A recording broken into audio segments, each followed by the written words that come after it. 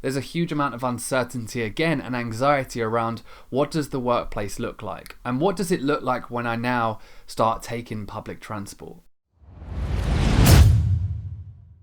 So if you feel at risk returning to work, here are some tips that can help you manage your anxiety as you return to the office. So day by day, the risks get smaller. The risk gets smaller of us contracting the coronavirus. Testing is now more readily available, but still, there's a huge amount of anxiety when it comes to returning back to the workplace.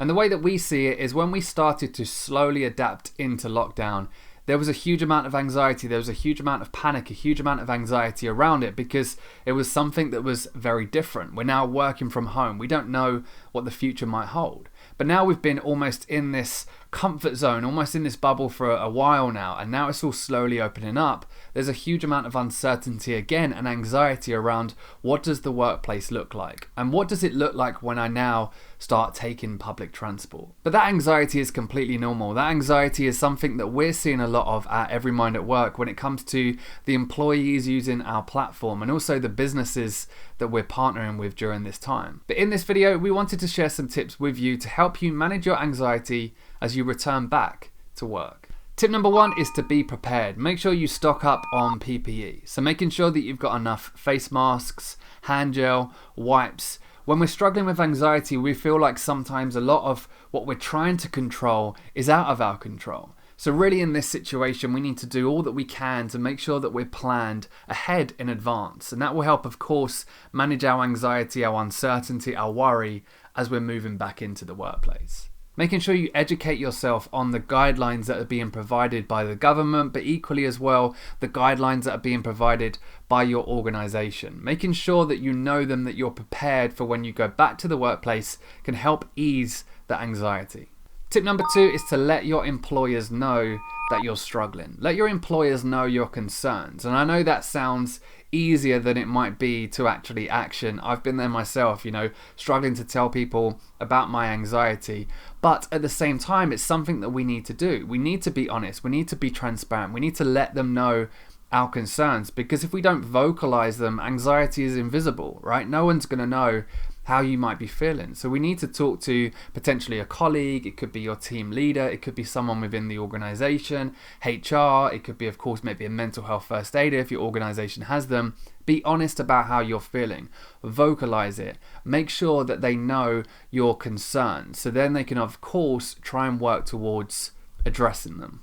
Tip number 3 is if you can't work from home because your employers now want you back in the office, again, have an honest conversation with them. See if there's some flexibility in the time that you can start work. So you might want to start a little bit later or a little bit earlier so you avoid the busy commute in the mornings. At the same time, you might still have children at home that might not have gone back to school. So again, it's about addressing those concerns with your employer. Tip number 4 is if you are particularly anxious about public transport, avoid it at all costs. Now, of course, that might be difficult for a lot of you, but if you can walk to the office, if you can cycle to the office, or if you can drive to the office, then of course it's going to help you manage your anxiety. But we also equally know that for a lot of people, walking to the office isn't a possibility. And at the same time, when it comes to anxiety, sometimes when we face the situation that we have anxiety around, it can of course help us manage it in the future. Now, I wouldn't say go and just jump on public transport and everything's going to be fine. We all know that anxiety isn't like that. But see if you can find someone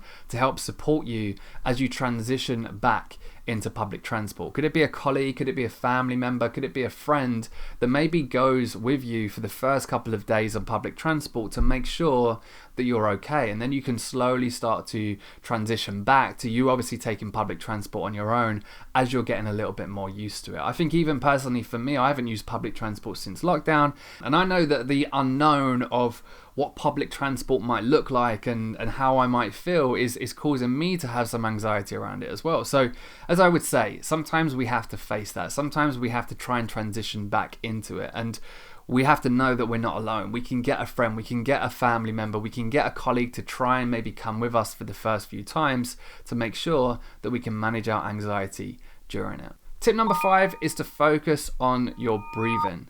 Oftentimes, breathing is so overlooked.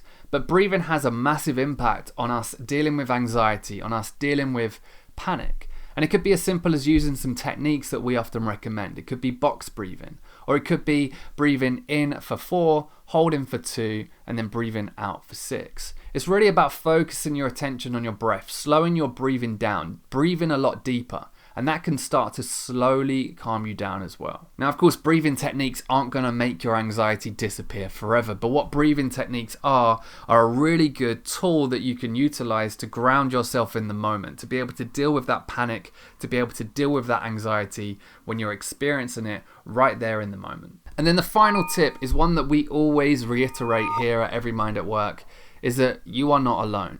There's a really good quote that says we're all in the same storm, but we're all in different boats. And the way that I see that quote is we're all facing a very similar situation, but we're all dealing with it in very different ways.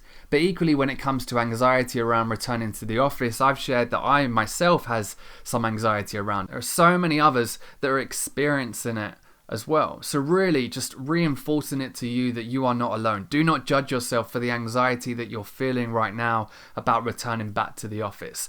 Your anxiety does not make you weak. We have to try and remember this, and we have to try and change the face of mental health as a whole to let you know that you are not alone. So many people are also experiencing this right now, so do not judge yourself because of it. Within the Every Mind at Work app, we have a lot of personal stories within there where people share their own personal experience of dealing with anxiety and how they manage it as well. And really for us, it's about normalizing mental health conversations to show you that you're not alone and to show you that other people are dealing with it as well. So hopefully the tips in this video help you start to manage your anxiety as you return back to the workplace. If you did enjoy this video, then do let us know by liking and commenting. Don't forget to subscribe to the channel for more videos around mental health in the workplace. But for now, stay safe and don't forget that you are not alone.